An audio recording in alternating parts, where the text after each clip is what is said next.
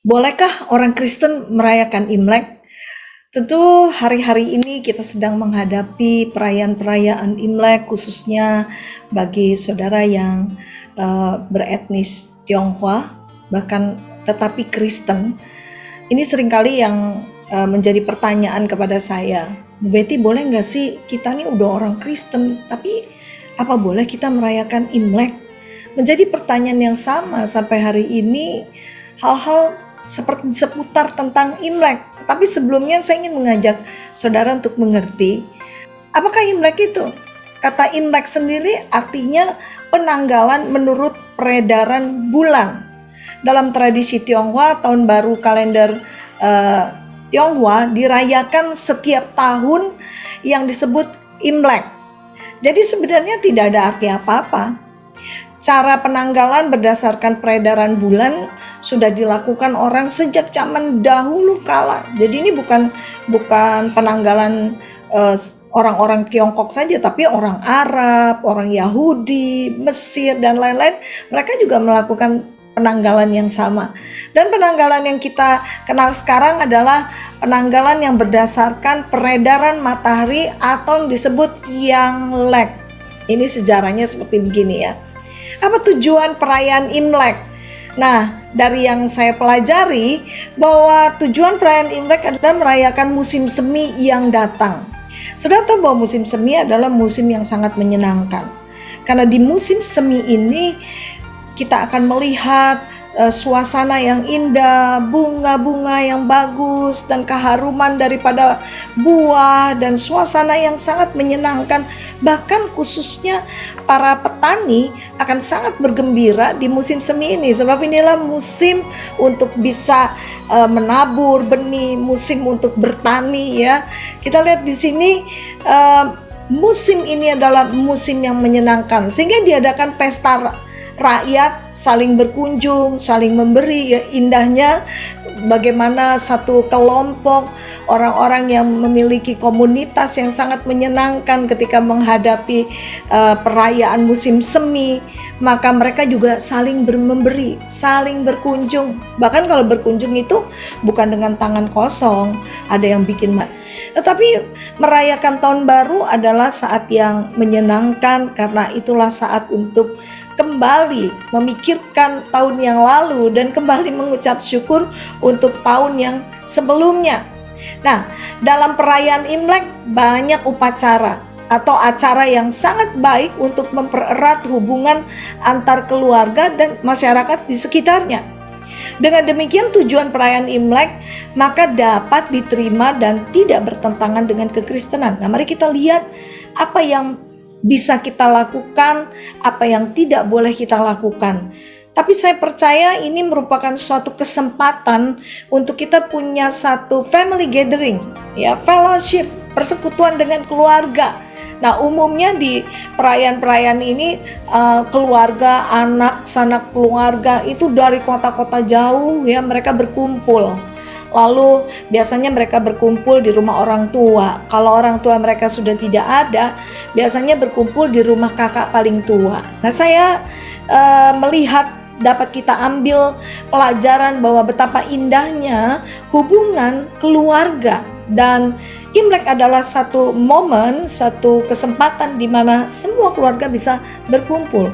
Mari kita melihat budaya ini dalam perayaan Imlek ya, sesuai dengan terang firman Tuhan. Saya menemukan ayat-ayat yang luar biasa yang akan membuat saudara tidak ragu untuk merayakan Imlek bersama dengan keluarga yang ada ya. Tentu ada hal-hal yang sekali lagi saya katakan saudara tidak bisa lakukan, tetapi ada banyak hal positif yang bisa saudara lakukan. Yang pertama adalah bersih dan baru. Ini sesuatu yang nyata gitu ya. Nah, biasanya menjelang Imlek ada tradisi dan kebiasaan untuk bersih-bersih rumah. Jadi kita lihat beberapa aspek positif dalam perayaan Imlek yang sesuai dengan iman Kristiani. Menjelang Imlek orang-orang tua atau bahkan kita juga bersih gitu loh. dan membarui, mungkin barangnya barang lama tapi kita perbarui, kita cuci bersih, karena sebenarnya pada saat-saat itu saat dimana terjadi fellowship, keluarga ngumpul yang udah lama jauh-jauh. Pasti kita kalau menghargai tamu-tamu kita mau rumah kita indah dan nyaman untuk tamu-tamu kita. Dan dibersihkannya itu kolong-kolong, lemari, dan tempat tidur harus dibersihkan. Nah, makna simboliknya dalam tahun baru Imlek semuanya harus baru. Bersih-bersih rumah adalah tanda sebenarnya kita refleksikan kembali dalam kehidupan pribadi kita sebagai anak Tuhan. Tanda dari membersihkan diri yang kotor. Dari hal kalau mereka membersihkan kolong-kolong rumah ya, kursi lah, bahkan ranjang yang ada. Nah, ini saatnya untuk kita membersihkan bagian-bagian yang tersembunyi dari hati kita. Tahun baru adalah tahun yang paling bagus gitu ya. Bukan berarti di tahun-tahun yang lalu atau hari-hari yang sebelumnya nggak bagus. Tapi kalau buat saya pribadi, tahun baru itu tahun dimana saya juga membersihkan diri kembali. Biasanya saya tanya Tuhan, apa yang tidak berkenan dari hidupku? Tuhan, selidiki aku Tuhan. Mungkin ada hal tersembunyi, ada kesombongan, ada dosa yang aku tidak sadari. Nah, tahun baru Imlek ini biarlah menjadi sesuatu ingatan untuk kita. Mari membersihkan diri. Menyambut tahun baru, manusia harus hidup secara baru, mengenakan pola pikir atau paradigma baru. Ya, pikiran-pikiran yang lama yang memang sudah tidak lagi berkenan di hadapan Tuhan dan tidak lagi menghasilkan sesuatu yang baru dalam hidup kita, kita perlu menanggalkan yang lama dan yang kotor. Nah, mari kita lihat 1 Korintus 3 ayat 16. Kalau tadi memang perayaan Imlek harus membersihkan rumah yang ada. Nah, firman Tuhan katakan bahwa tubuh kita adalah bait yang Allah yang kudus. Tidak tahukah kamu bahwa kamu adalah bait Allah dan bahwa Roh Allah diam di dalam kamu? 1 Korintus 3 ayat 16 mengatakannya. Jadi kita perlu membersihkan rumah kita terlebih dahulu. Saya percaya kalau kita membersihkan rumah kita dari hal-hal, dari dosa, dari perbuatan-perbuatan kita yang rasanya membuat kita tidak menjadi lebih maksimal di dalam kehidupan pribadi kita, udah dibersihkan saja. Dan dibersihkan itu merupakan satu keinginan kita, keputusan kita. Nah, kita lihat di dalam Yeskiel 37 ayat 25-27.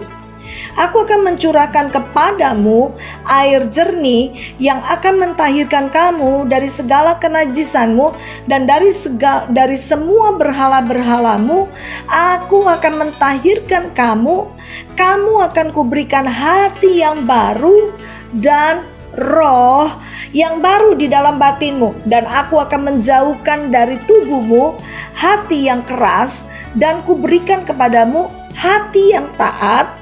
Rohku akan kuberikan diam di dalam batinmu, dan aku akan membuat kamu hidup menurut segala ketetapanku dan tetap berpegang pada peraturan-peraturanku dan melakukannya.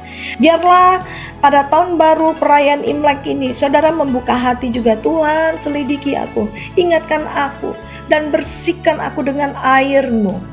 Ya, Tuhan punya air yang sanggup membersihkan hati kita. Ketika kita memutuskan, bereskan, bersihkan aku. Dan saya percaya saudara akan melihat perkara-perkara ajaib yang selama ini saudara belum lihat, yang Tuhan sudah sediakan di dalam hidup setiap saudara. Yang kedua, apa yang paling jelas di dalam perayaan Imlek? Ya, ada beberapa hal positif yang kita lihat di sini, yaitu makan bersama seluruh keluarga. Saudara mungkin lihat makan lohe, kalau biasanya kita bilang gitu ya, makan ada campuran-campuran sayuran, ada madu, dan itu banyak sekali artinya. Saya tidak membahas di sini, Tapi satu hal yang paling jelas kita lihat di sini adalah yaitu makan bersama keluarga. Oh, indahnya ya, sambil ketawa-ketawa begitu. Dan makan bersama seluruh keluarga di perayaan Imlek ini, semua wajib menyediakan waktu berkumpul 1 tahun 1 kali dalam acara makan bersama menjelang tahun baru. Makanan yang disajikan harus selalu hangat. Artinya supaya hubungan antar keluarga selalu hangat. Semua makan dari meja yang sama. Maka perbedaan dalam keluarga menjadi lebur. Siapapun mungkin ada yang hidupnya keuangannya lebih bagus, atau yang kesehatannya lebih bagus, atau ada yang tidak baik gitu. Tetapi di meja makan semua itu tidak ada lagi perbedaan. Nggak ada perbedaan status sosial. Semua sama, makan sama-sama, itu indah sekali ya. Dan seperti kalau kita melakukan perjamuan kudus, kita dipersatukan oleh dan dengan Kristus, makan roti dan minum anggur yang sama. Jadi kalau dalam perayaan ini orang tua tuh senang sekali berkumpul dengan anak-anak. Saya membayangkan begini, dalam perjamuan kudus, hati Bapa kita di surga pasti senang sekali melihat anak-anaknya bersama-sama makan roti yang sama, minum anggur yang sama, dan tidak heran ada berkat-berkat yang Tuhan sudah janjikan itu dicurahkan pada kita. Mazmur 133 ayat 1-3 mengatakan demikian, nyanyian ziarah Daud, sungguh alangkah baiknya dan indahnya apabila saudara-saudara diam bersama dengan rukun. Nah, waktu makan ini ada satu kerukunan. Saya sebagai orang tua kalau lihat anak-anak saya rukun, wah saya senang sekali. Apa sih yang membahagiakan hati orang tua? Waktu melihat keluarganya menjadi rukun. Seperti minyak yang baik di atas kepala meleleh ke janggut, yang meleleh ke janggut Harun dan ke leher jubahnya. Seperti embun gunung Hermon yang turun ke atas gunung Sion, sebab di sanalah Tuhan memerintahkan berkat kehidupan untuk selama-lamanya. Wow, kalau kita lihat ini perayaan Imlek, ini kita bisa terapkan di dalam iman Kristiani kita. Ada berkat yang luar biasa, ada urapan yang luar biasa bagi setiap anak-anak, bagi setiap keluarga, bagi setiap saudara yang hidupnya rukun. Nah, dari nilai positif Imlek ini yang ketiga kita bisa melihat adalah di dalam perdamaian. Jadi waktu berkumpul ada juga kan waktu kumpul-kumpul, ayo kumpul-kumpul, ya udahlah kita ngumpul-kumpul aja lah. Namanya juga papa mama suruh kita kumpul, namanya juga Imlek, nggak enak kan kalau nggak ngumpul gitu kan ya, kumpul tapi hatinya tuh muangkel gitu loh, hatinya tuh jengkel gitu, bukannya jengkel lagi, jengkel banget, tapi dipendam senyum-senyum gitu ya. Nah, kita lihat bahwa di dalam kebersamaan ini yang diinginkan adalah perdamaian. Makan bersama menjelang Imlek memberi makna rekonsiliasi antar keluarga. Wow, indah sekali ini. Membina kembali hubungan yang baik di hadapan orang tua semasa mereka masih hidup. Kebahagiaan orang tua adalah melihat anak-anaknya hidup akur, rukun, dan saling mencintai. Sakit hati dan dendam dihilangkan. Ya. Dan pada hari raya Imlek orang-orang saling berdamai di dalam keluarga, di dalam masyarakat, dengan tetangga-tetangga. Imlek itu membawa harmoni antara sesama manusia. Tapi jangan damainya cuma kalau lagi Imlek doang ya. Kalau lagi makan enak-enak gitu ya. Terus habis itu selesai, ya udahlah Imleknya udah selesai gitu. Enggak. Tetapi selalu harus ada saat-saat kebersamaan dan itu terus dilanjutkan. Apa kata firman Tuhan di dalam 2 Korintus 5 ayat 18? Dan semuanya ini dari Allah yang dengan perantara Kristus telah mendamaikan kita dengan dirinya dan yang telah mempercayakan pelayanan pendamaian itu kepada kami. Tahukah saudara bahwa kita adalah pelayan pendamaian? Artinya kemanapun kita berada, kita ini membawa damai, bukan berarti membawa kerusuhan, bukan berarti membawa perpecahan, ya, tetapi kita harus membawa damai. Apa yang dituliskan di dalam Efesus 4 ayat 31 sampai 32 dikatakan demikian. Segala kepahitan, kegeraman, kemarahan, pertikaian, dan fitnah hendaklah dibuang dari antara kamu. Demikian pula segala kejahatan. Tetapi hendaklah kamu ramah seorang terhadap yang lain, penuh kasih mesra dan saling mengampuni sebagaimana Allah di dalam Kristus telah mengampuni kamu. Ini satu nilai iman Kristiani sesuai firman Tuhan pada perayaan Imlek adalah membawa damai, saling mengampuni. Saya percaya ketika kasih Allah menguasai hati kita, saudara tidak sulit untuk bisa mengampuni. Kalau saudara berkata, nggak bisa aku ngampuni, dia terlalu menyakitkan, itu perkataannya tajam sekali, dia pernah mengkhianati aku dan sebagainya. Saya percaya bukan hal yang mudah untuk saudara bisa mengampuni. Tapi saya sangat percaya ketika kita mengundang Roh Kudus yang tinggal di dalam kita untuk memampukan kita sebagai penolong dan penghibur, menolong kita untuk bisa mengampuni, melupakan kesalahan orang lain, bahkan kesalahan saudara kita, dan bahkan minta kasih Tuhan untuk kita bisa bersikap dengan mesra kepada saudara dan bahkan kepada mungkin tetangga, mungkin kepada lingkungan di mana kita berada. Tuhan pasti akan mampukan kita. Sebab itulah pribadi Roh Kudus yang menolong kita. Ya, nah ada nilai yang lain yang keempat di dalam Imlek yang dapat kita lihat. Nilai-nilai Kristiani yang ada di dalam Imlek yaitu tentang angpau. Nah ini kalau tentang angpau, dreng. Siapa yang gak mau angpau? Kadang-kadang saya ketemu anak-anak muda bilang gini, Tante Betty minta angpaunya dong, mana angpaunya? Saya bilang, oh angpau banyak, isinya minta aja sama papa mama kamu gitu ya. Jadi, tetapi angpau adalah menjadi satu ciri khas di dalam perayaan Imlek.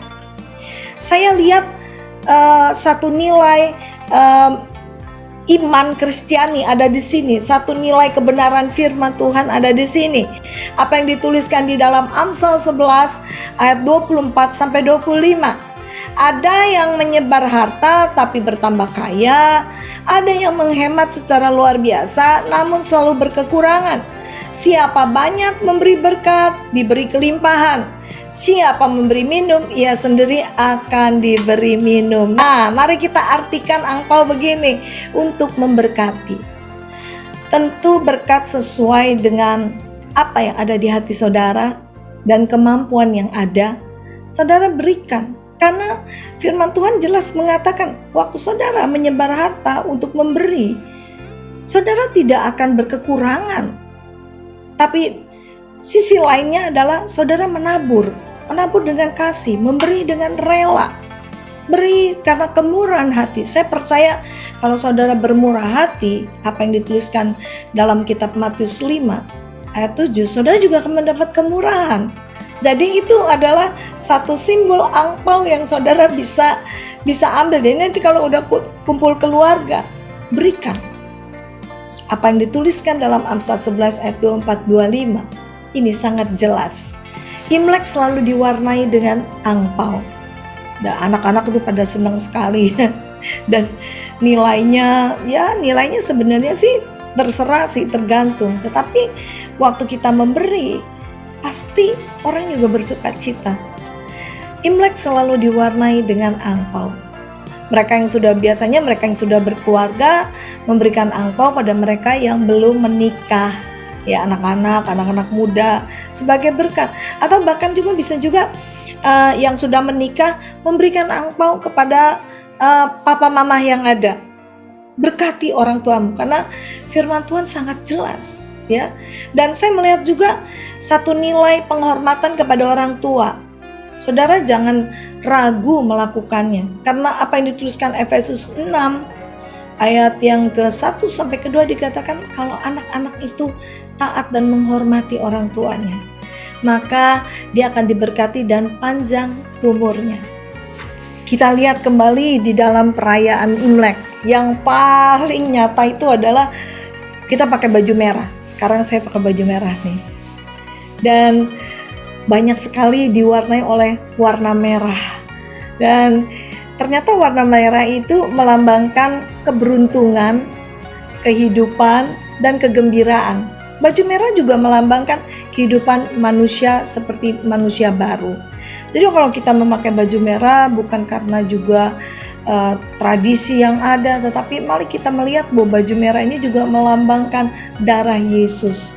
Kitab Wahyu pasal 12 ayat 11 juga mengatakan bahwa oleh darah anak domba. Jadi biarlah lambang merah itu mengingatkan kita bahwa kita telah ditebus oleh darah Yesus. Dan pada akhirnya kita harus mengerti apa yang dituliskan 1 Korintus 10 ayat 31. Aku menjawab, jika engkau makan atau jika engkau minum atau jika engkau melakukan sesuatu yang lain, lakukanlah semuanya itu untuk kemuliaan Tuhan. Jadi saudara jangan ragu untuk berkumpul merayakan Imlek. Saya dengar ada yang bertanya gini, aduh Bu Betty, kalau saya merayakan Imlek berarti saya menyangkal Yesus. Tidak.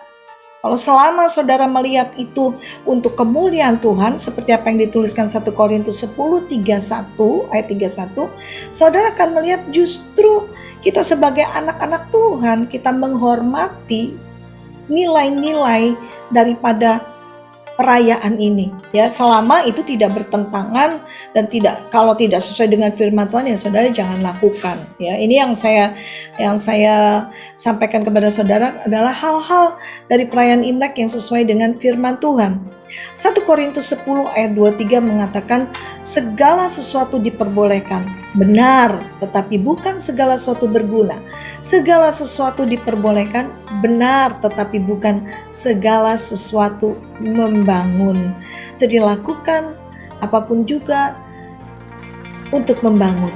Dan silakan saudara merayakan bersama dengan keluarga.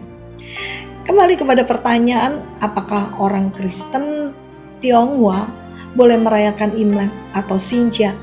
Saya mau katakan kepada saudara, dalam batas-batas sesuai firman Tuhan boleh, ya. Silakan rayakan. Dan akhirnya saya menjawab apa yang menjadi pertanyaan banyak orang. Bolehkah kita anak-anak Tuhan, orang Kristen merayakan Imlek? Boleh.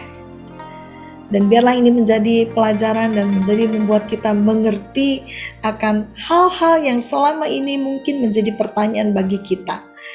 Dan Tuhan memberkati setiap saudara yang melakukannya semua untuk kemuliaan Tuhan. Saya ingin berdoa untuk saudara. Mari satukan hati. Bapa yang baik, terima kasih untuk apa yang Kau singkapkan dari kebenaran firman-Mu Tuhan. Dan hamba-Mu berdoa untuk setiap pemirsa yang mendengarkan kebenaran firman Tuhan ini. Dan mereka tidak ragu berkumpul dengan saudara-saudara untuk merayakan Imlek. Dan karena fokus daripada mereka adalah untuk kemuliaan Tuhan dan berguna untuk membangun iman banyak orang. Berikan hikmat dan urapan kepada anak-anak-Mu supaya dapat melakukan perkara-perkara ini dengan benar di hadapan-Mu. Terima kasih, dan biarlah kiranya Engkau juga tidak ragu untuk terus mencurahkan kasih persaudaraan, berkat yang berlimpah untuk setiap anak-anak-Mu saat ini. Terpujilah nama-Mu, dan di dalam nama Tuhan Yesus kami percaya doa kami Engkau dengar, Engkau jawab. Haleluya, amin. Tuhan Yesus memberkati saudara.